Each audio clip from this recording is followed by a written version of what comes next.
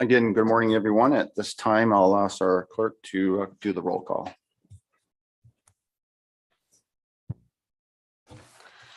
Thank you, Mr. Deputy Warden. Councillor Mackey. Present. Councillor Gamble sends his regrets. Councillor Burley. Present. Councillor Carlton. Present. Deputy Warden McQueen. No. Present. Thank you. Councillor Desai. Present. Councillor Patterson. Present. Councillor Fleet, welcome. Councillor Clumpus. Present. Councillor Keaveney. Present. Councillor Body. Present. Councillor O'Leary. Present. Councillor Woodbury. Here. Councillor Millen. Present. Councillor Soever. Present. Councillor Bourdignon. Present.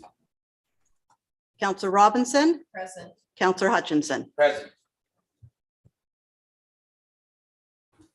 Okay, thank you, Madam Clerk. And at this time, we'll do our land acknowledgement. We acknowledge with respect the history and the spirituality and culture of the Anishinaabe.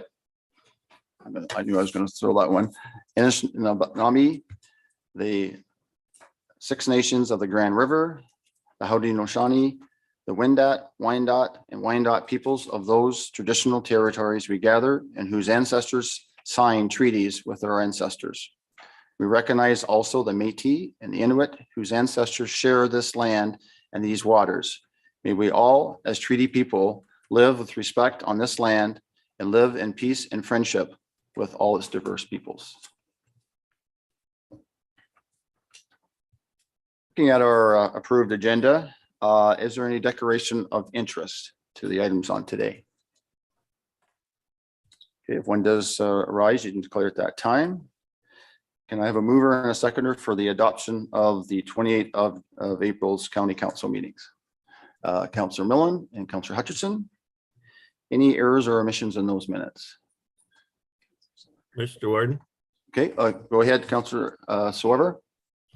Yes, on page 7 of the committee of the whole minutes, under other business, it states a point of order was called was Councillor Bourdignon and Councillor Desai.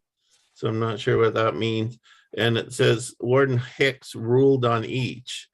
Now I have looked at the video and there was a point of order raised by Councillor Bourdignon, and but it was not really clear. So I understand that the clerk's difficulty in preparing these minutes because the warden did not rule whether a Councillor Desai was or was not in order in that instance, and just merely said, I'll give you the opportunity to wrap it up. And then Councillor Bourdignon raised another point of order at 14 minutes in. And again, Councillor Desai was told to wrap it up. But there was no real ruling on whether Desai was out of order or not. So I understand the clerk's difficulty here, but the minutes do reflect that he ruled. And there was another point of order raised by Councillor Desai, which the warden did rule was not a point of order. So I don't know. I just find the minutes don't really reflect what really happened there. And so therefore, I just have difficulty approving them. Thank you, Mr. Warden, or Deputy Warden. Yes, okay, and thank you for that, Councillor Soever. I did view the videos myself, and you're correct. There are 2 points of order from Bourdignon and also one for Councillor Desai. Madam Clerk, do you have comments to the minutes that were written?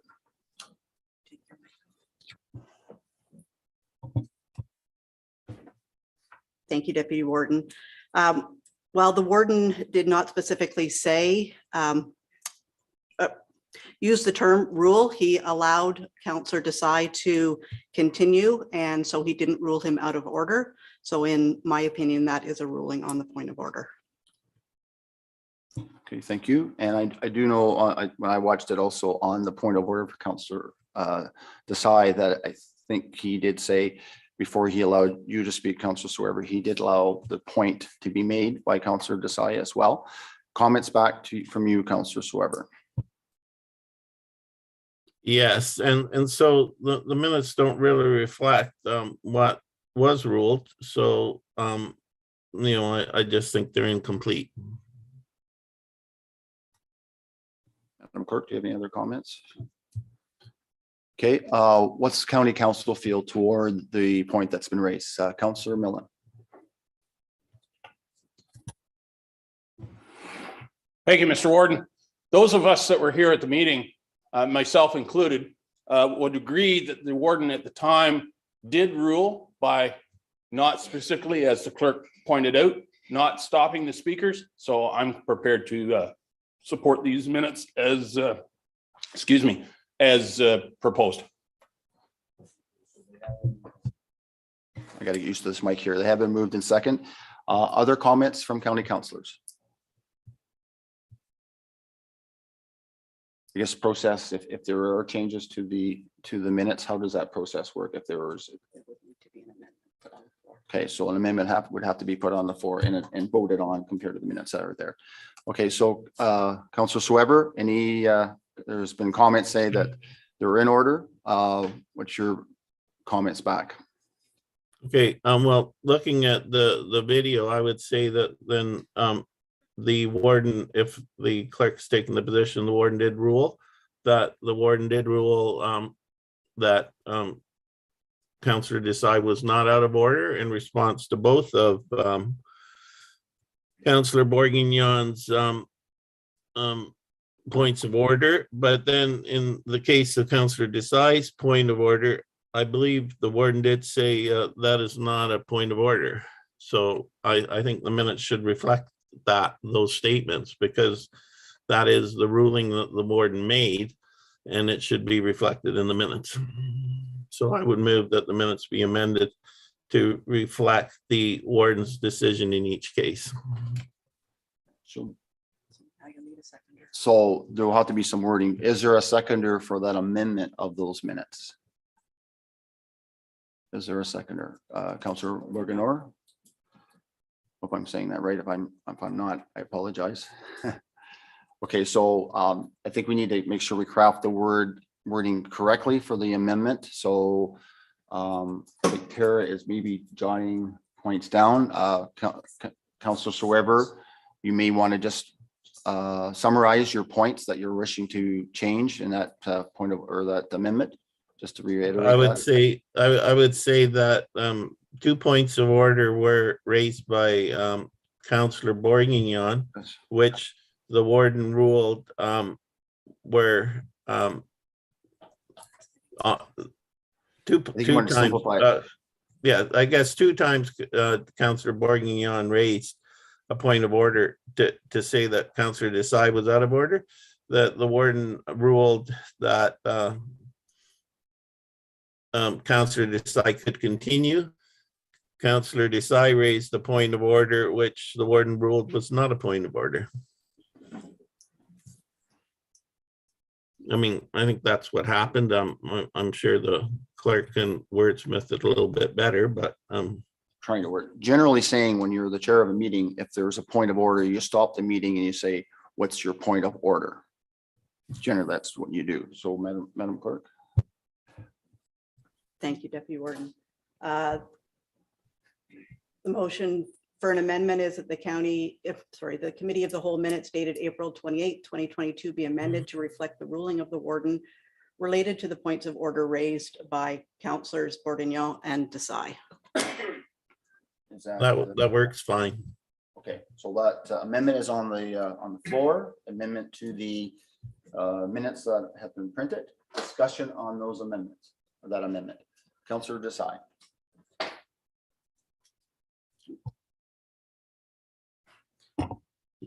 Thank you, Deputy Warden. I love to think I do the things first at everything. So, but I'm sure I was not the first one to raise a point of order, nor was I the first that a point of order was raised against. My question through you, Warden, or Acting Warden, to the clerk is, in the past, has practice been to note in the minutes the precise ruling of the chair's ruling on points of order. Through you, Deputy Warden, to Councillor Desai, no. If it's out of order, we will note the discussion stopped because the warden ruled out of order. But if it's not, it was ruled on the point of order. Other comments? Discussion on the amendment to the minutes? That's been moved in second. All in favor of the amendment to the minutes? Mr. Warden, I'd like a recorded vote, please. Madam Clerk?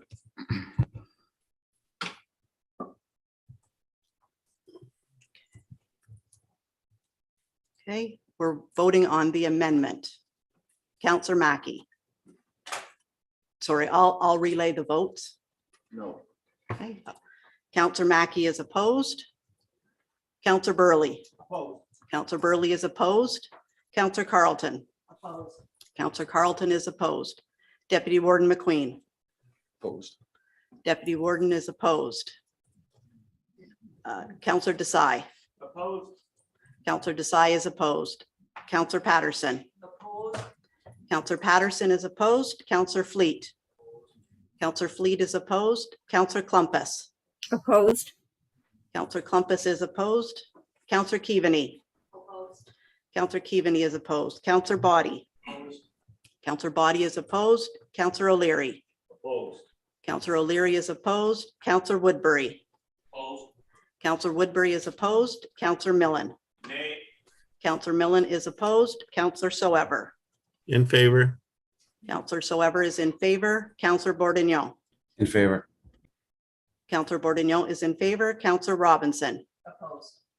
Councillor Robinson is opposed. Councillor Hutchinson. Opposed. Councillor Hutchinson is opposed. The amendment is lost 1374. Thank you, Madam Clerk. So the amendment is read out, has been defeated. Now we're going back to our original motion with regards to the minutes. Is there any other discussion on those minutes? All right, seeing none, all in favor of the minutes? That is carried. Mr. Warden, I'd like a recorded vote on that. Oh, come on. Okay, Madam Clerk, the request for a recorded vote.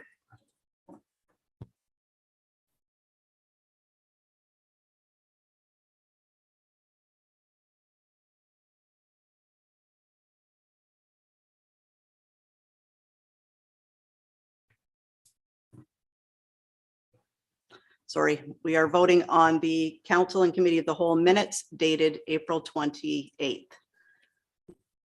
Councillor Mackey. In favor. Councillor Burley. In favor. Councillor Carlton. In favor. Deputy Warden McQueen. In favor. Sorry. I'm sorry, I should be. Councillor Mackey, Burley and Carlton voted in favor. Deputy Warden McQueen in favor. Councillor Desai. In favor. Councillor Desai is in favor. Councillor Patterson. In favor. Councillor Patterson is in favor. Councillor Fleet. In favor. Councillor Fleet is in favor. Councillor Clumpus. In favor. Councillor Clumpus is in favor. Councillor Keaveney. In favor. Councillor Keaveney is in favor. Councillor Body. In favor. Councillor Body is in favor. Councillor O'Leary. In favor. Councillor O'Leary is in favor. Councillor Woodbury. In favor. Councillor Woodbury is in favor. Councillor Millen. Yay. Councillor Millen is in favor. Councillor Soever. Opposed? Councillor Soever is opposed. Councillor Bordignon. Opposed. Councillor Bordignon is opposed. Councillor Robinson. In favor. Councillor Robinson is in favor. Councillor Hutchinson. In favor. Councillor Hutchinson is in favor. The minutes pass 74-13. Okay, thank you, Madam Clerk. Going on then to our closed session minutes of April 28th. Can I have a mover and a seconder, please? Councillor Woodbury, second by Councillor Patterson. We can't, because we're going to have a discussion, we have to go in closed session there, but are there any errors or omissions with those minutes? Seeing none, all in favor? Opposed? No, it's carried. So that's carried. Okay, moving on then to reports, Board of Health minutes. Can I have that put on the floor, please? Councillor Burley, Councillor Mackey. Dr. Zayed is online. Okay, Dr. Syed is going to speak to those minutes and then I'll look at Councillor Patterson afterwards. So good morning. Good morning, through you, Mr. Warden. I would like to provide some update about the Board of Health meeting on May 25th, on March 25th. There are two important points that have been raised. The one related to opioid update on the opioid crisis. I presented a presentation on the local data and epidemiological data, and how to and the importance of collaboration on the epidemiological data initiatives in terms of mortality data related to opioid and opioid related harms, in addition to harmonization of the local data of opioid overdose and other related harms. This is the work that the Grey Bruce Health Unit is working on it right now, together with the partners in the community. In addition to that, we have more activity at the provincial level through the COMO working group on opioid crisis, as we identified 9 priorities for the opioid crisis and its related harms, and identified the local public health role in the prevention and addressing the opioid crisis. So that's the first point. The second point is related to the plan of the health unit for catching up on vaccination lag, and this was related to the vaccine in other than COVID vaccine. It is a plan for the other vaccine preventable disease. A staff from the health unit, the manager of vaccine preventable diseases, provided a simplified timeline related to the school year, and we are in the current 2022 school year. By the end of this year, grade 7 and 8 will receive their first dose of vaccines, and next year there is complete series for the 2008 and 2009 cohort, and begin 2010 cohort, and continue the ISPA assessment and administration for the next school year 2022 to 2023. And for this plan, we have from 2023-2024 school year, we will return to the regular immunization schedule with backlog cleared. So that's the two items I wanted to update the council on. Thank you. Thank you for that. And are there any questions to the doctor on those points that was raised? Maybe just stay online and I'll go to Councillor Patterson, who is the chair, and if she has some things to add. Thank you, Deputy Warden McQueen. I don't have any governance items to report on, but there is one item that I'd like to share. During this board meeting, March 25th, we started a brief learning sessions that will take place at the beginning of each meeting. So there is a couple of items I want to share on that. So the health unit is led, as we know, by the Medical Officer of Health, Dr. Ian Era, and assisted by Dr. Reem Zayed, who we just heard from. She is a physician consultant who leads the foundation standards and operations.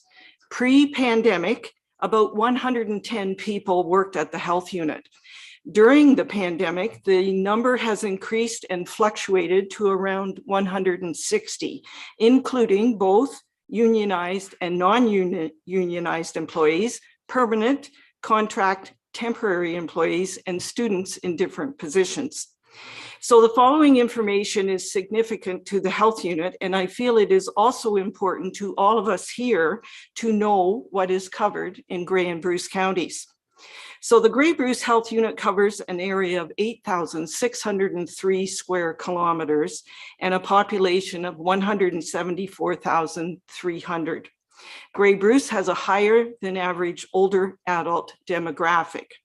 In Grey Bruce, there are 56 public elementary and secondary schools, 11 private schools, 19 long-term care homes, 23 retirement homes, 11 hospitals, 41 shelters, 2 First Nations communities, 9 distinct Anabaptist communities, the largest operating nuclear power facility in the world, a Canadian Forces base, and a significant seasonal population. And when you hear those numbers, it puts it into perspective when we work to provide services and programs to all of Grey and Bruce counties. I just thought people would be interested in that because there's some good data in that. Thank you. Well, thank you for that, Councillor Patterson. I presume that'll be on your website, all that information, because that's a good bunch of information there to know. That's where the information came. I just recapped it. So. Well, that's great to hear. Any questions to Councillor Patterson on that? If not, I got Councillor Swever on the screen. Go ahead, Councillor Swever. Yes, thank you, Mr. Deputy Warden. This is a question for Dr. Zayed. I noticed on the provincial data that there were 5 new deaths reported in Grey Bruce from COVID since the beginning of May. Are those new deaths or are those just adjustments from previous deaths? Go ahead, Dr. Zayed. That's a great question. This is really, again, not new death. It is an amendment or working on the previous ones. So there is always in the mortality data some amendment, and it goes to 2004 now. There is a lag in since 2020, June 2020. So they are not new death, but just amendment for the cause of death. Okay, thank you for that, Councillor Swever. Do you have a follow-up? Yeah, I have another question. So with regard to vaccinations, looking at the provincial dashboard, a few months ago, you were 12 times more likely to end up in ICU than if you had only 2 doses, according to the dashboard data. More recently, this number has dropped to about 4 times more likely only if you were unvaccinated relative to having 2 doses.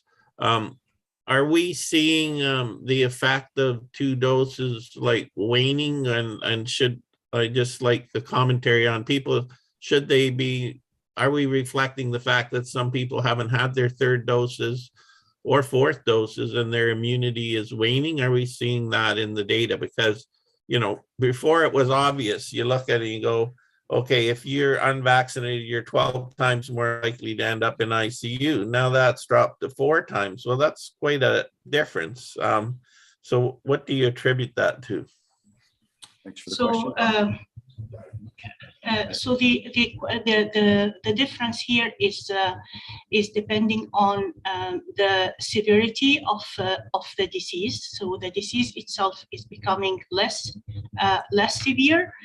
That's because of the vaccine effect and also the natural immunity. So there are 2 factors, like more factors here come in the environment. So the agent, the host, and the environment. So more people get vaccinated. So the vaccination pool is higher right now. Some people got infection, so there is a natural immunity from post-infection. So that's changing the picture of the disease. But still, being up to date for the vaccine is very important, especially with the type of hospitalization that we are seeing that is related to lung infection specifically. Thank you.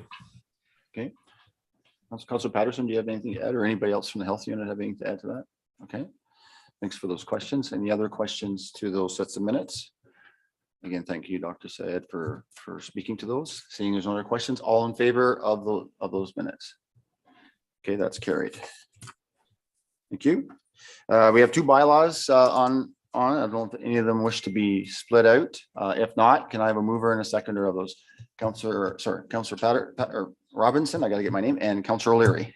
And I'll get somebody on the screen next time. Sorry about that.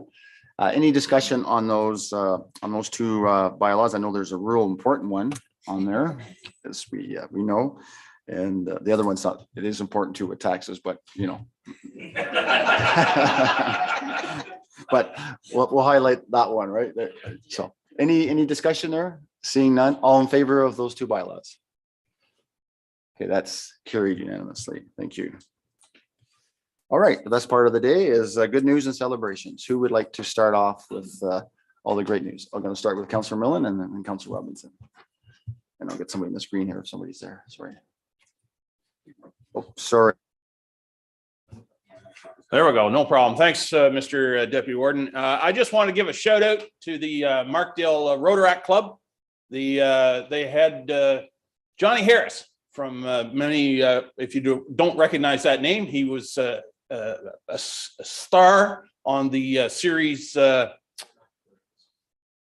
the heck was it? Murdoch Mysteries. There it is. Yeah, I had it just a minute ago and it just disappeared all of a sudden.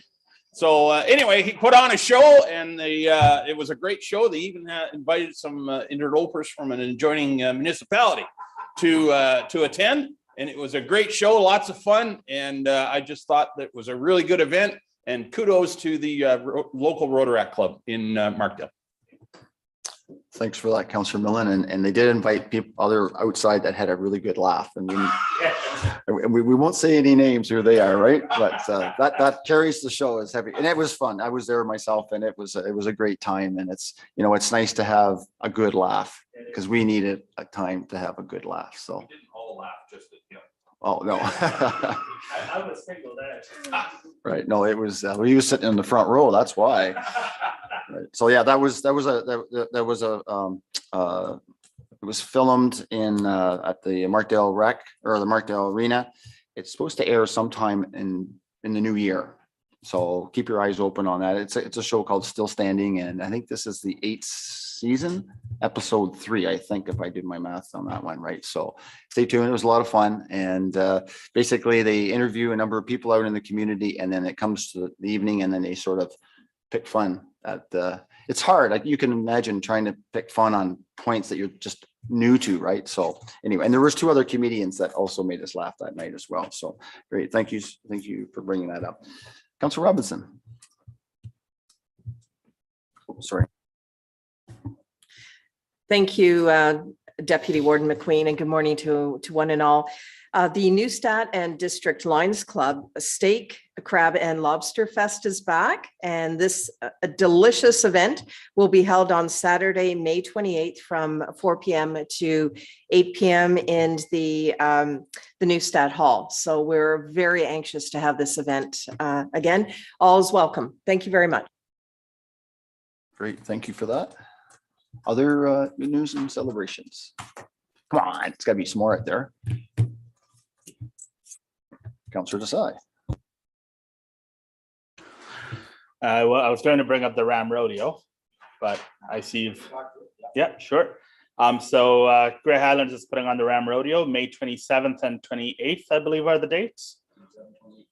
27, 28, 29. It's gonna be an exciting time. There will be people with strong laughters available on hand. And it's a great fundraiser. All proceeds from that will be going towards the new hospital in Markdale, and which, by the way, is the progress on which is coming along great.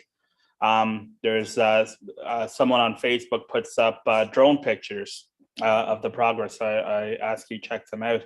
And also, I'd also like to report that the construction of the subdivisions is coming along terrific in Markdale. I don't even set my alarm anymore because at 7 o'clock sharp, I hear the beeps, and so I wake up to that. But I'm looking forward to having new people move into our community. I'm looking forward to having neighbors in my backyard, and yeah, looking forward to our town growing. So thank you. Thank you for Councillor Desai. And yeah, and at the last count, we're up to $53,000 in sponsorship for the rodeo. So yes, great stuff. Other good news or celebrations? I will say that my day started this morning at 5 o'clock out to do chores and that. And I was talking to Councillor Millen this morning, and I went to the barn and there was a cow, looked like it was going to have a calf. So I'm like, oh, I'll go to the other barn, do chores, came back, it's 1 foot. So I called my 88-year-old dad and my 17-year-old son, and we did a little bit of a operation, and we got a new calf, and I was able to make it here on time because I kept worrying, how am I going to get here on time delivering a calf? But anyway, it happened and it came together, and I wasn't sure how I was going to explain that lateness, but anyway, it came together. So that was my news for today. Go ahead, Councillor Soever. You have some good news. Yes, some very good news. We received a $3.4 million grant from the Federal Infrastructure Program for substandard water main replacement. So that's a big help for our replacement of some of our older water mains. And I'm also happy to report that the town did score 100% on its water system inspection reports by the province. So congratulations to our staff for an excellent job. Well done. That's great news. And thanks for sharing that. Was there any more on the screen? I thought I saw another hand on there. Okay. Any other news? I just want to say that a shout out to our warden who has decided to take the time to run for provincial election along with all the other candidates. And you know what? It takes it's a lot of effort and a lot of dedication to do that. So I think those candidates that are out there, if you see them out there, you know, thank them for putting their name forward, because it's so important that those that do stand up and put their name forward to run for election, whether it's local or provincial or federal, I think a thank you goes a long way. So if you see them out there, you know, give them that support anyway. So, all right. So if there's no other good news and celebrations, I need a motion to adjourn. Councillor Carlton and Councillor Keaveney. All in favor of that motion? That's carried unanimously. The screen here. So, okay. All right. Okay, so we'll move on to our committee of the whole. We have the full agenda there today. It was published on our website.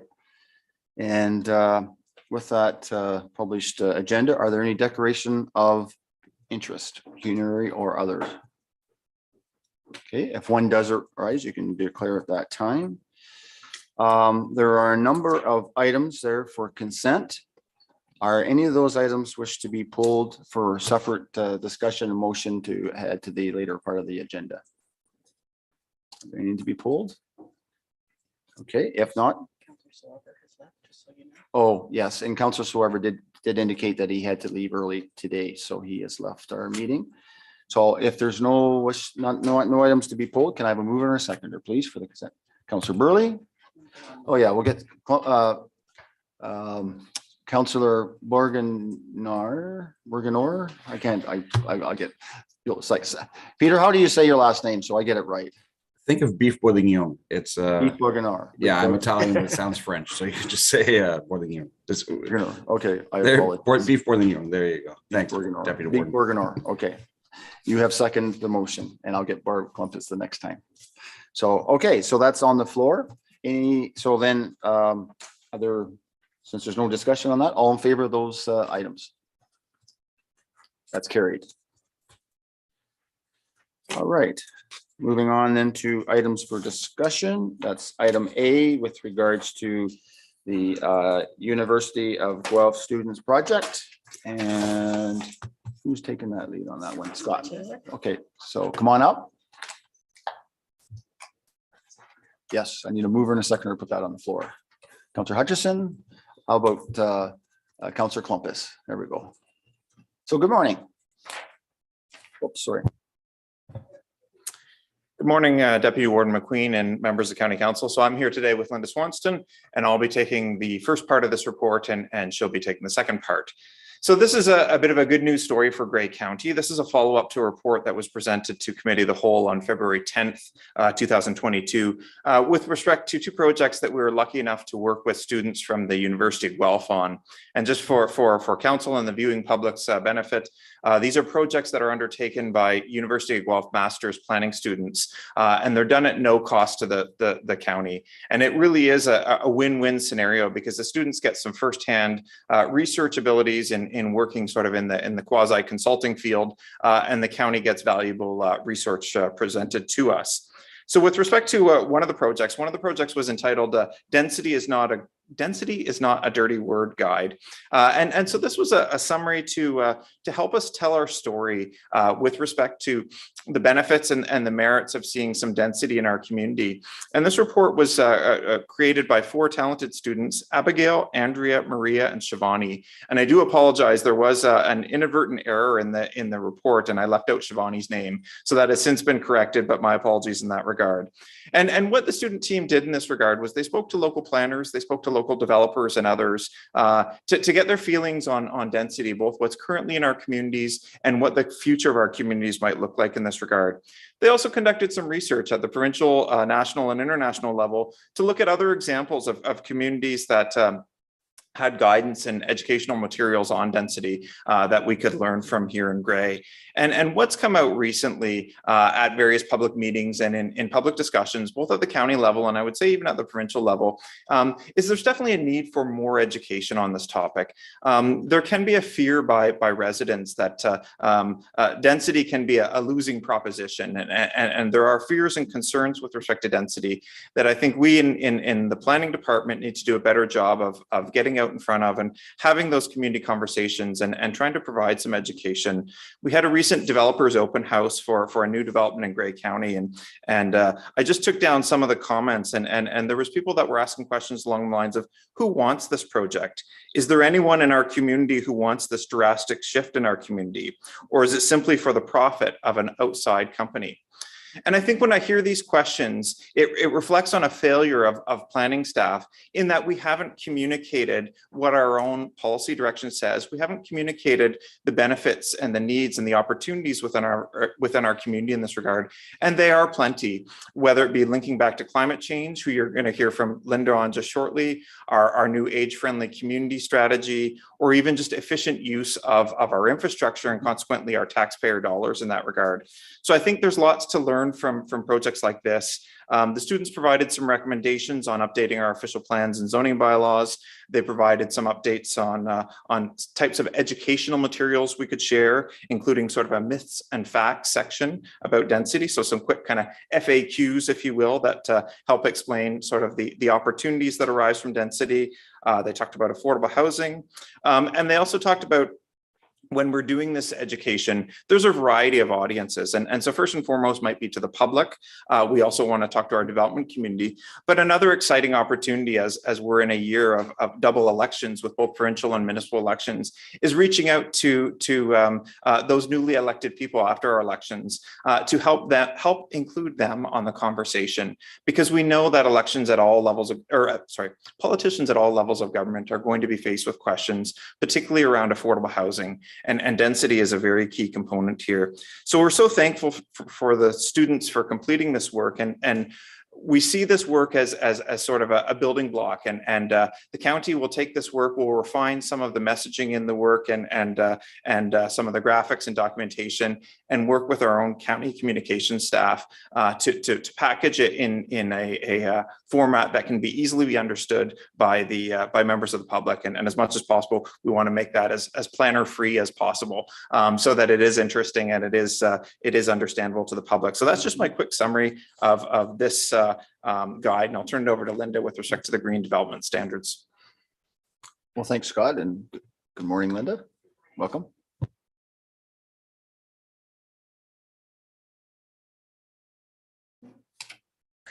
So I was lucky enough to be able to leverage these students to produce a second report around what a green development standard could look like here in Grey County. And you'll all recall recently when the first climate change action plan was adopted, that one of the key next steps was to explore a green development standard that was appropriate for Grey County's context. So the students undertook a variety of work for us. One of the things they looked at was the legislative framework in which a green development standard could advance. So they reviewed the Planning Act, the Provincial Policy Statement, and the Municipal Act to really see, what the legislative basis could be of a green development standard. They also looked at the technical side of things. So they reviewed existing standards for new construction, including LEED, the Canadian Green Building Council's Zero Carbon Building Standard, and also the Federal Energy Star Standard. So basically, we were really clear that there's no need for Grey County to be reinventing the wheel around what makes an energy efficient or low carbon building, but rather looking at some of the great work that's already happened and seeing how it makes sense in our weather, in our climate, with our development community.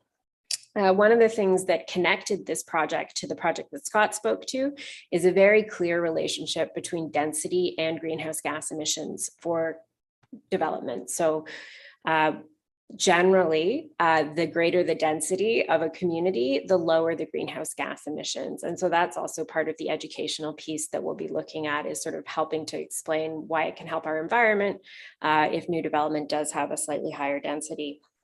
From my perspective, one of the most useful pieces of work that they produced for us was a jurisdictional scan. As I said, we're not the first on the technical standards, but we're also not the first in terms of looking at a green development standard. So they reviewed municipalities across Ontario, including rural jurisdictions like Halton Hills and East Gwillimbury. Halton Hills is actually on their third iteration of a green development standard that's been in place since around 2010. So there's really an opportunity for Grey County to kind of learn from some of those early adopters as we move forward with this work. The last thing in their report was, similarly to Scott's report, a process of recommendations of how we could move forward, and central to it was extensive consultation. This is not the kind of initiative that can kind of be brought forward without deep discussions with all member municipalities along with the local development community.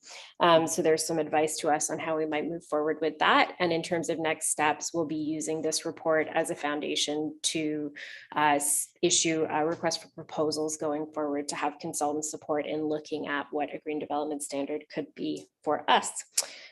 So with that, thank you. And I think Scott and I are happy to take questions. Well, thanks, Linda. And 20 years ago, it used to be the standards of R2000. And then I think they had problems around mold and too tight and houses need to be breathing and stuff like that. If people remember that, right? So I do have a question. Councillor Millen, go ahead. Thank you, Mr. Warden. And Scott's comment regarding the density report.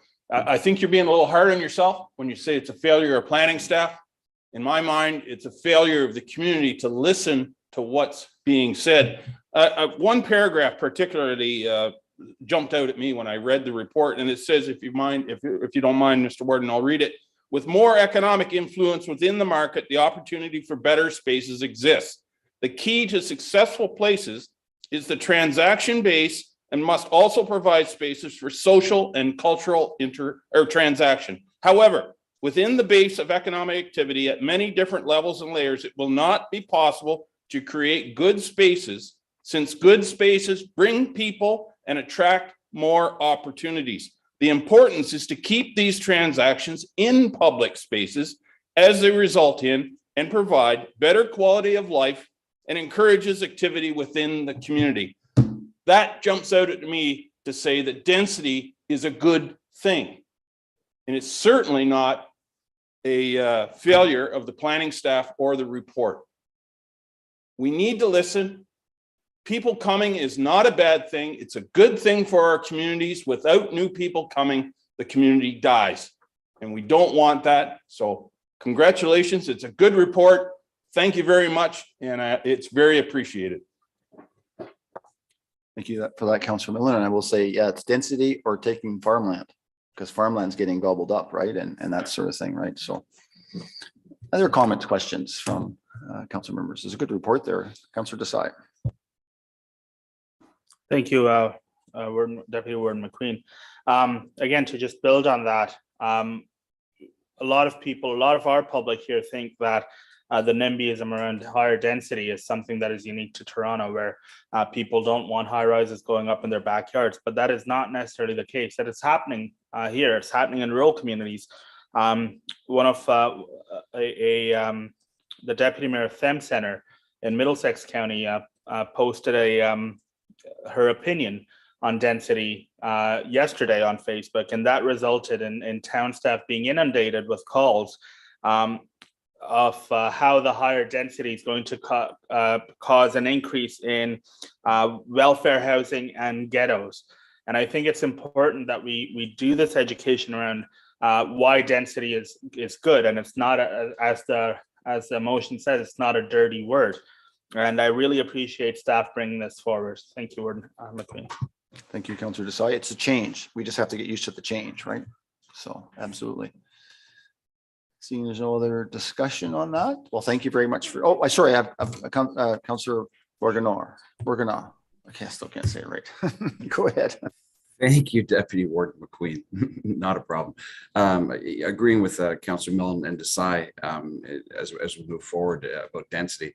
Both are, I feel the same way they do. And as you said, I grew up on a farm, and I saw now my dad's farm is a subdivision. So either you go out or you go up. And, sometimes you have to go up, and sometimes 3 stories doesn't cut it for social economic reasons. The other thing I would like to have seen a little bit more is attainable housing in that. As we welcome new people, there has to be some people, to Councillor Desai's point, there's a difference between affordable, social, and attainable housing. So, I think we have to be all cognizant of that as we move forward when it comes to density, that sometimes we need to also make those units attainable. And that's not socialized housing. Sometimes that's just a municipality where the manager of the home hardware can afford to live and work in the town that he's in. So I think that by looking at density is a good thing. You also have to look at how you control that density when it comes to some attainable housing, as well as maybe like I said, building up as opposed to building out. So thank you. Thank you for those comments. Go ahead, Councillor Keaveney. Thanks very much, Deputy Warden. I just wanted to add. My apologies. Thank you very much, Deputy Warden. And I just wanted to add that as we are speaking right now, the Grey Bruce Foundation is releasing their Vital Signs for Housing report. And I'm sorry the timing conflicted with our meeting today, or I'd be there. But I just think it's incredibly important to recognize that many groups are working right now on this issue of affordable housing, which of course includes the discussion of density. So I'm curious to hear from staff as to their thoughts of how we can come together and work together, because we recognize that housing for all, the new terminology, is absolutely critical to the success of Grey County and to all of us as lower tiers, because without that, we can't attract the workforce that we so desperately need. Over to you, Scott. Thanks for that, Councillor Keaveney. And I know with the business that you had trouble finding workforce yourself, right? So go ahead, Scott. Great. Thanks through you, Deputy Warden, to Councillor Keaveney. And first off, thank you to the other councillors for your supportive comments with respect to this report. That's great to hear. With respect to Councillor Keaveney's questions, great to point out about the Community Foundation's excellent work that they're presenting here today. And we had some county staff that were invited to that as well. Some couldn't attend because of council today, but there are some in attendance. I believe some staff from Anne Marie's department in housing are there. One of the things we've had the benefit on as staff is some of the discussions that have come out through the county's Affordable Housing Task Force, and council showing great leadership in that regard. And it's helped to open the eyes of how many partners we have involved in housing across our community, from the not-for-profits, from the groups like the Community Foundation, the developers themselves, the people with lived experience in those situations. And it's sort of, I guess, incumbent on staff to continue to make those connections and continue to have those discussions with those groups. And I know, at least in planning, we've learned a lot from some of the contacts that economic development has shared with us, and also some of the contacts from the housing department. So we're going to continue to foster those relationships and look where we can make those partnerships. And then, I think to the project that we've got going on right now with respect to the surplus lands and a lot of the work that Liz Buckton and Becky Hillier are doing in that regard. There's going to be a lot more community conversations on this topic with respect to housing And similar to some of Councillor Bourguignon's comments, we really need to be stressing that it's all forms of housing. We do need the affordable housing. We do need the attainable housing. We need housing for older adults. We need housing for our youth. I realize it's a bit of a rambling answer, sorry, but it is only through working together, also with our provincial and federal partners, that we're going to make an impact in this challenging time, so to speak. Thanks, Scott. Other comments? Go ahead, Councillor McMackey. Thank you, Mr. Warden, and through you, just in regards to the green development standards and affordability, we talk about affordable housing. Do the green standards increase the cost per square foot to build, and if so, by how much? I've heard from builders that you could purchase windows for $2,000 or you can purchase windows for $40,000 to meet certain standards. So just wondering how the two mesh, affordable and green standards. Thanks. Thanks, Councillor Mackey. Go ahead, Linda. Through you, Deputy Warden. So I think there's two components of cost that are important to think about with relation to green development. So one is the upfront investment, to your question, and the other is the long-term operating cost of the building once it's built. So in terms of the upfront investment, it of course depends on location and climate. There's research from the Rocky Mountain Institute, which is in Colorado, so it is the US, but it's cold weather.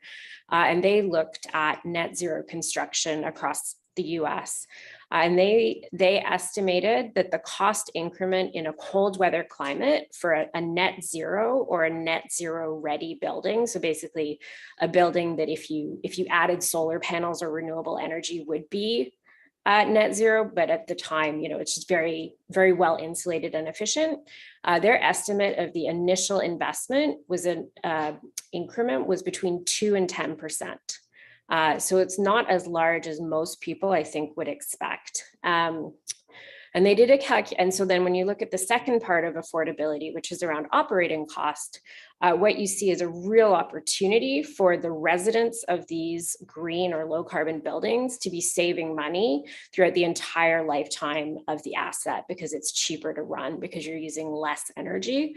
And so they calculated a payback on a net zero building in Chicago. And I want to say that it came out at 5 or 6 years. So basically the energy savings that you have on your utility bills in that sort of, let's say 5 to 10 year period can offset the upfront investment in building to a higher green standard. So those won't be the numbers here. Of course, it's going to be unique to us, but certainly understanding that relationship is a big part of this work. Thank you for the question. Okay, good question. Other comments? I always make the note that best practices is windbreaks and siting it to the sun, right? Because you'll see a lot of farms and farms that have windbreaks is to cut that wind and cut down that wind chill, right? So, there's a lot to do with siting for sure. All right, seeing there's no other comments, questions, thank you very much for bringing that forward, and all in favor of that motion. That's carried unanimously. Thank you. So moving on to our next item, it's regards to Sunvale subdivision, West Gray. Can I have a mover and a seconder? Councillor Robertson, Councillor Hutchinson. I guess you guys want to be on top of that one. All right. All right. Again, Scott, welcome. And Great. Thank you very much, Deputy Warden McQueen. So Council may recall that in 2018, the Committee of the Whole draft approved a plan of subdivision in the municipality of West Gray in Durham, which was known as the Sunvale subdivision. And that original approval was for 118 single detached dwellings, 60 semi-detached dwellings, and 64 townhouses. Since that time, the developer has registered phase 1 of this development, and that is well underway in construction and nearing completion there. And phase phase one was 61 residential lots and 2 multi-residential blocks. Based on the county's original draft approval, it came with a 3-year lapse date. And in this case, the subdivision has since lapsed. So it lapsed in 2021, and it was only realized when the developer was coming in to register phase 2 in this regard. And with respect to this lapsing, this is a situation that's occurred a few times over the years in the county, whereby a developer didn't extend their draft approval and therefore they lapsed. And up until just recently, when that happened, they would have to reapply for the plan of subdivision, go back through another public process. We'd have a public meeting and everything else, and that decision would come back to this body. In this case, the developer lucked out, so to speak, in that Bill 109 was just recently passed by the province on April 14th, 2022. And a number of members of council may recall Randy's report to the Affordable Housing Task Force, which summarized the changes being made through Bill 109. And while there were some that the county had questions or even some concerns over, this particular change was something we saw as a very positive move. What it allows the county to now consider is to deem a subdivision not to have lapsed if it were to have lapsed within the past 5 years, and if there were no pre-sale agreements in place with buyers. And so in this case, the developer, through their lawyer, has issued an affidavit to suggest that there have been no pre-sales. As such, this would be a candidate for this new power under the Revised Planning Act as of Bill 109. So what staff are recommending in this regard is that council consider, or committee of the whole consider, deeming this subdivision not to have lapsed. It would be given another 3-year period with which they could continue to register and build homes in that regard. We're further recommending that we consider some changes to the county official plan through official plan amendment number 11, just to utilize these new Planning Act provisions, and furthermore that a change be considered to the delegation of duties bylaw such that this power would be delegated to staff where we have support from the host municipality. And I should have said right from the outset that very early on in this one, we had a discussion with West Grey, and West Grey staff were in full support of the approach we're recommending here today. So with that, that's my recommendation. Certainly happy to take any questions if there are any. Scott, questions, comments? So go ahead, Councillor Robinson. There we go. Thank you. Thank you very much for bringing the report forward. There's no question other than to reiterate that West Grey is certainly supportive of this recommendation. And although it was noted in the presentation and the report, just felt that we needed to have that stated. Thank you. Well, thank you for that. I think just moving and seconding is quite a statement. So other comments, questions for that? Seeing none, all in favor of that motion? That's carried unanimously. Thank you. All right, moving on to. Oh, sure. I thought maybe we could just zip right through there and be done by 11:30, but no. All right, we'll take what do you want? A 10-minute break, 15-minute break? 10. Okay, we'll take a break and we'll come back at 11:10. How's that sound? All right. All right.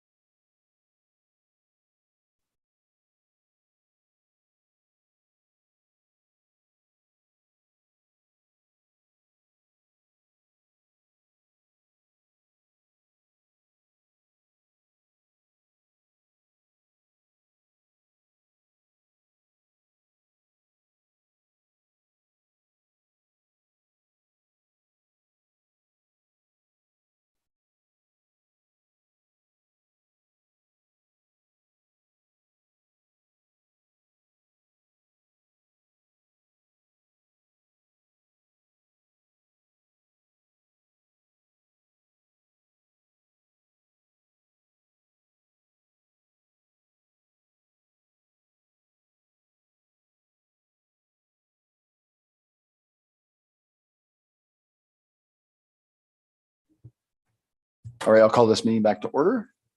And continuing on our agenda with item C, gallery redesign, Gray Roots. And we have Joe Patterson is going to present that. Can I have a mover and a seconder, please? Councillor Mackey and Councillor Carlton.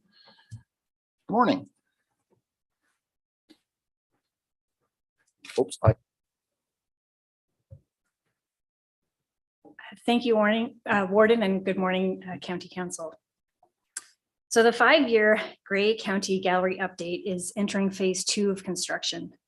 Following the Voices of Grey launch in 2020, staff used the pandemic closures to work behind the scenes to develop the next phases of the gallery redesign and think through the themes and content that will take up the entire perimeter walls of the gallery space.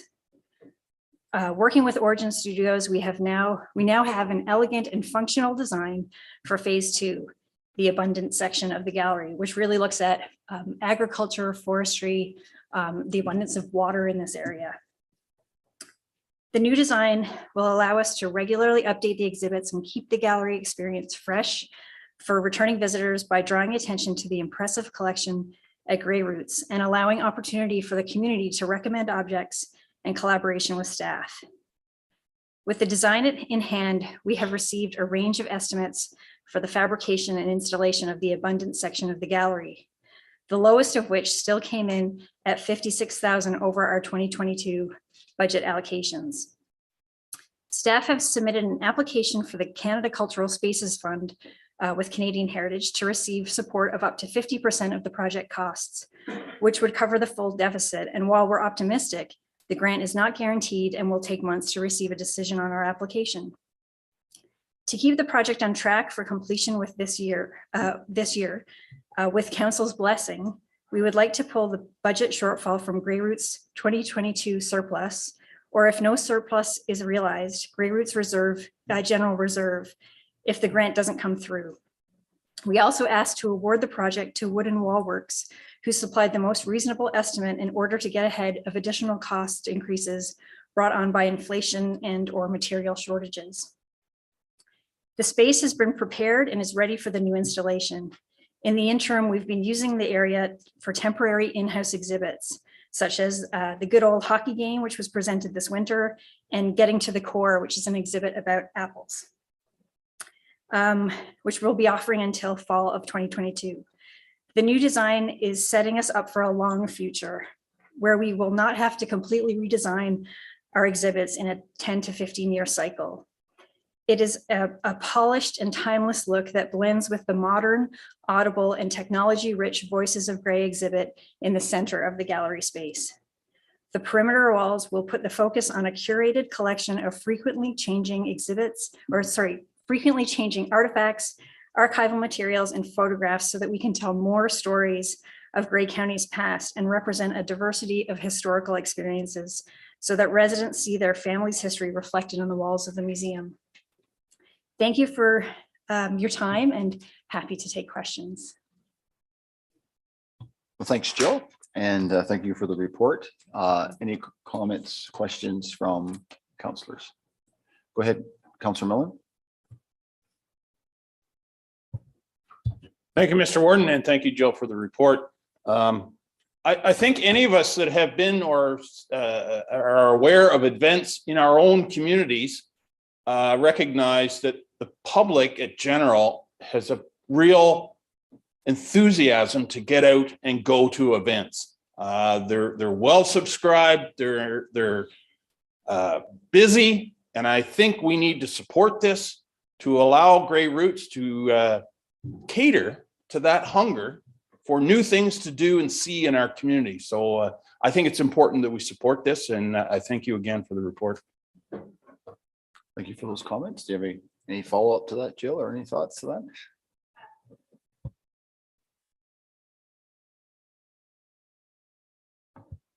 Can you hear me now? Thank you very much, Councillor Millen. I think that's absolutely true. We're seeing life just come full force back to the museum. We've got events coming up. We've got people requesting rentals. School groups are back, which is a huge win. We're so happy to see the village full of kids and happy faces. And I think there's, it's really coming back full force. Any worries I had that attendance might not recover from the pandemic is just I don't have those fears anymore at all. Thank you for that. It's a great opportunity to showcase what we're all about too, right? All right, any other comments to the changes that are coming forward and all that? Seeing none, then all in favor of that motion? That's carried unanimously. Thank you then, Joe. All right, moving on into our next item D with regards to the Canada-wide early learning and childcare. And we have Presenter Tara Cockerill. And good morning. And we need a mover and a seconder. And I see Councillor Fleet over there has been quiet, so I don't know if he's going to. There he is. Moved by Councillor Fleet. Do we have a seconder? Councillor Robinson. And I will try to catch you on the screen too as well. So good morning and welcome. Thank you. Good morning, Council. We're here today to provide an update about the Canada-wide early learning and childcare system. The system is intended to reduce the fees for parents accessing licensed childcare in the communities across Ontario. And the Ministry of Education has recently released the addendum to the existing service management guidelines. This addendum provides the implementation framework and the compliance indicators for the Canada-wide system. So all existing licensed childcare programs in Grey County will have the opportunity to opt in to participating in the Canada-wide system. If a licensee chooses to opt in, they are agreeing to the system requirements as well as the municipal purchase of service agreements. The Ministry of Education has provided additional accountability requirements, including the requirement for the service system managers to conduct financial compliance reviews and the annual submission of audited financial statements. It should be noted that the existing license spaces must be supported within the allocation received for 2022, and that allocation is detailed on page 4 of the report. The Ministry of Education has recognized that 2022 is a year of transition, and the funding allocations for expansion will be addressed in future budget allocations. The Canada-wide system will have unique reporting requirements that will be supported separately from the existing service targets that we have for our current childcare fee subsidy programs. The CMSM will also have the responsibility to determine the reasonableness of profits for privately operated centers, and those levels will also be held to be consistent with those deemed for not-profit organizations. Additionally, in the report, it reviews the workforce wage floor grid provided by the Ministry of Education, and it shows the minimum wage floor for registered ECEs only. The wage floor amount includes the existing $2 an hour provincial wage enhancement grant, and it should be noted that the wage floor only supports registered ECEs and does not address wages for other staff supporting the program, including otherwise approved staff. We are hoping to release the applications to our community soon to allow for lots of time for full conversation with our operators prior to the September 1st application deadline with the Ministry of Education. And we are happy to address any questions you may have about the implementation of this system in Grey County. Thanks, Tara, and thanks for the report. Any comments, questions from county councillors? Well, go ahead, Councillor Carlton. Thank you, Mr. Deputy Warden. Good report, Tara. Just one question. Why would one of the operators choose to not opt in to this? What would their reasoning be? Because I would see a lot of pluses for their staff and for the parents. And through you, Deputy Warden, thank you very much for the question, Councillor Carlton. We are hoping that all of our operators will opt in and that our conversations will encourage that and show that the intent is to support viability. I believe there may be some current concerns about the reporting requirements. This is all very new information, and the addendum is 74 pages long and is a lot for people to understand. So our goal over the next few months will to address any of those questions for our operators, but we are very hopeful that we will be able to support all our operators in participating. That's great. Any other comments, questions from councillors, staff? Nothing? Well, you said it all, so thank you for that. And all in favor of that motion? That's carried unanimously. Thank you. All right, so moving on to item E, and I guess I have a question to the clerk. It's sort of an open-ended motion, so it does say that correspondence received and looking for direction. So do I put it on the floor? And then we can have that discussion afterwards. Okay, so would somebody care to put that correspondence on the floor, and then we can decide if there's any direction past being received. So Councilor Leary, Councilor Woodbury, okay. So, okay, so I'm going to go to you, Madam CEO. Okay. Good morning, Council, and thank you, Deputy Warden. This correspondence is before you, and I know I've had a couple of conversations with folks because it's somewhat unusual to see email correspondence come to us like this. This was a discussion with questions that were posed originally to our Manager of Climate Change Initiatives, and Linda's going to speak to that conversation in a minute. But after some back and forth with this resident, the request was made that this come to and be put on a council agenda for further discussion and direction from all of you. So that is why it's there, because the correspondent asked that it be placed on the agenda. And I think Linda, you can provide to council now some of the flavor of asked and answered questions and kind of where the outstanding matters are right now. Thanks. Thanks, Madam CEO. And Linda, you have more to add? Go ahead. Thank you.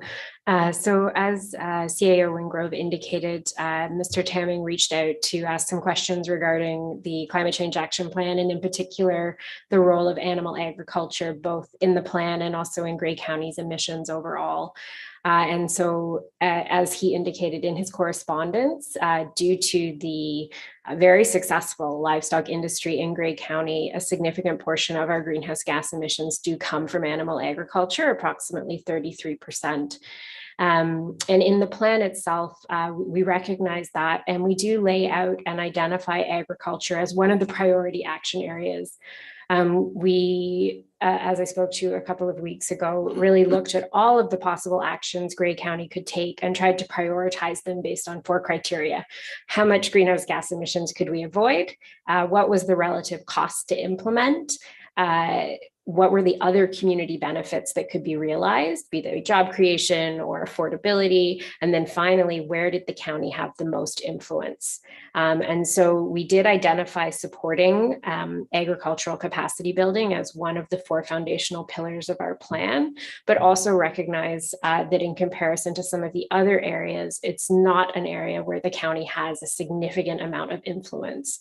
And so we identify in the plan different possible actions, including working with organizations like Grey Agricultural Services, Alternative Land Use Services, to support the wonderful programming they already have to increase the sustainability of our agricultural sector and support sort of emerging low carbon and decarbonization activities.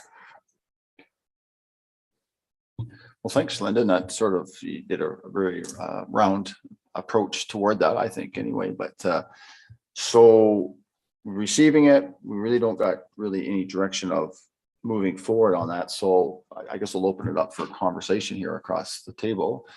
Any comments to what is being requested or any thoughts toward this? I keep looking at Councillor Millen and Cowers, and but I know that I will make one comment that I know if you remove with the cattle business, you have pasture and hay, which is a carbon capturing part.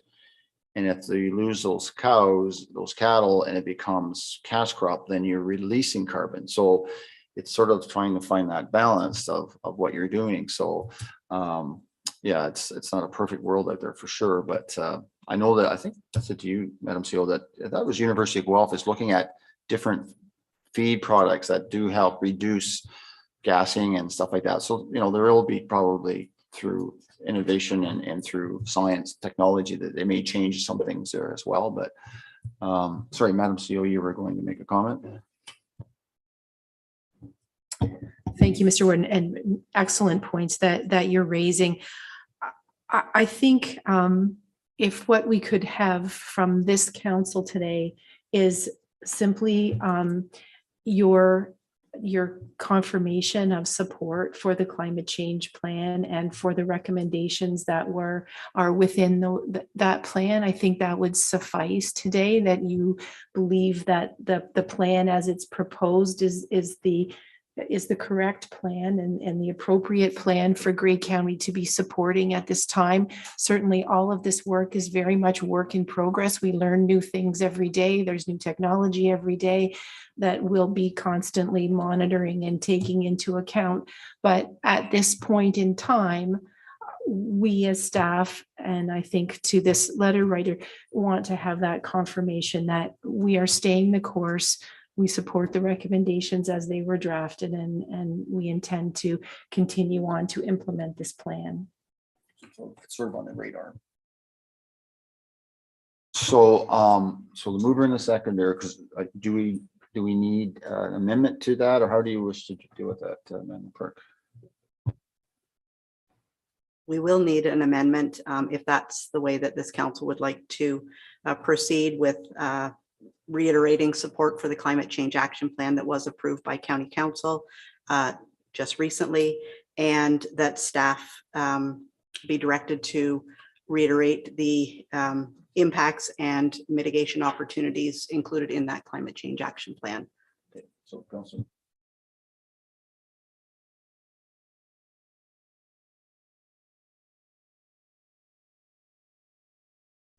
Councilor, well, okay, I have Councilor Keaveney and then Councilor Mackey.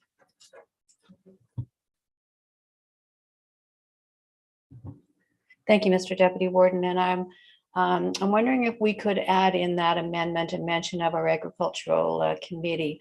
When we met, I believe it was 2 meetings ago, there was substantial discussion when Linda introduced the climate change action plan. And I think we were all really impressed to hear about the initiatives that our agricultural community is already implementing. And so I just thought it might be appropriate to include their input in this amendment. Okay, thank you for that comment. So, Madam Clerk, is that a friendly or is that amendment to the amendment? I'm going to look at the mover and the seconder if Yes, I agree. they say it's a friendly. It's a friendly. Okay, well, thank you for that. And go ahead, Councilor Mackey. Sorry. Thanks, Mr. Warden. And I think Councilor Keaveney touched upon my interest was in our agricultural committee and how in depth the agricultural advisory committee did look at our climate action change and whether they're in full support of it.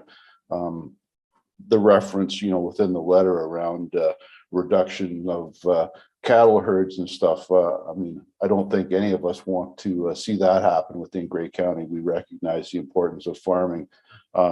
Just want to make sure that it's not a slippery slope with our climate action change, that we are possibly looking at that, but looking at other mitigation measures instead of the reduction of herd sizes. Thanks. Thank you for that, Councilor Mackey. Any other comments, questions to the amendment that is on the floor? All right, seeing none then, all in favor of the amendment? Look at everybody's hand here. Okay, that's carried unanimously. So now we have the amended main motion that was moved by Councilor O'Leary and Councilor Woodbury. Any further discussion on that motion? Okay, seeing none, all in favor of that motion? That's carried unanimously. All right, so that takes care of that part of the business then. Thank you for everyone for doing that. All right, so now we're on to other business. Is there any other business that needs to be spoken to? I guess the one question. Oh, go ahead, Councilor O'Leary. Thank you, Mr. Deputy Warden. Just had a question for the CAO. Is there any plans in the future to put an end to virtual meetings? Madam CO. Where am I at here? I think this is something that we continue to talk about and look at and try to understand what's happening across the whole municipal sector. We have, I think, found that there's been a great benefit for our committee meetings and allowing people to participate virtually there, especially when we've got a mix of attendees, not only elected officials such as yourself, but members of the public. And given the size of Grey County and the fact that committee meetings are often in the daytime, it's hoped that that helps with the participation for those meetings if you can eliminate some of the travel time. And I think people have become somewhat accustomed to having choice. That said, what we're seeing happen with regard to council and committee of the whole meetings is that there are a number of municipalities who have put some boundaries around that, if I will, saying that the expectation is that councillors will participate in person and that there's a small number of opportunities to participate remotely, so as to, I think, address sometimes the concern that people might be outside of the country, for example, for an extended period of time and unable to participate in person. I'm going to ask the clerks, who have also spent some time talking about this. My thought was that we were looking at something beginning in the fall, but I'll turn it over to Heather. Thank you, CAO Wingrove. As she noted, we have it in our procedural bylaw that electronic participation is a method of participation. That was a change in the Municipal Act. And it's not something that we entertained until we got into the pandemic. With regards to our committees and task forces, we do have a number that have public stakeholders on there. And as Ms. Wingrove indicated, we find that their participation is excellent when it comes to virtual meetings and allowing them to be at home or at work or wherever they are and still participate as a stakeholder and provide that valuable input into those task forces that help guide the decision-making at this table. For council here, when electronic participation was first brought forward, there were no parameters put on that. I do know that some municipalities have put those on for a year, 6 a year, that kind of thing. There are none at this table at this time. Councillor Leary.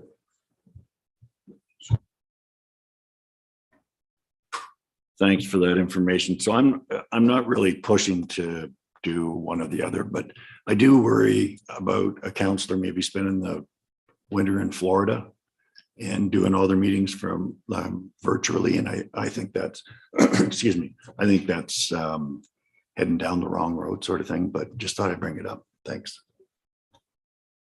Good point. I guess there could be a number, but I know certain circumstances where people maybe don't feel well, but they can still participate. So I guess that's one advantage of having it. If you're not feeling well, you're not bringing it, but you can still participate. So I do see that as one option that does allow that, or if you have appointments or certain things. So I presume that you folks are going to monitor it and you'll bring back new updated policy. Okay, any other business? I was going to raise to you, Madam CEO. I know it was put out that the AMO conference is coming up, and I think by June are there any delegations that we want to maybe sign up for? I don't know, to give that some thought. That'll be on our next agenda. Oh, so I'm thinking ahead. So there you go. So, and if there's other things you're thinking of out there as well, of delegation points that we need to raise, then that'd be the time to bring it forward. So, okay. No other business. All right. Notice of motions. Are there any notice of motions that wish to be brought forward today? Okay, so I see Councillor Body has not put his hand up today, and I don't know if he wants the next motion or not. Oh. And I wondered if Councillor Bourignon, did I get that right better this time? Would like to be the seconder of that adjournment. Yes, okay. All in favor of that motion? All right, that's carried unanimous. Thanks, everyone. Have a great day. Lunch is available around 12. Yeah. Around 12. So you can have your social time. You got 20 minutes, 25 minutes. So thanks, everyone. There is pie in there. Thanks to Debbie.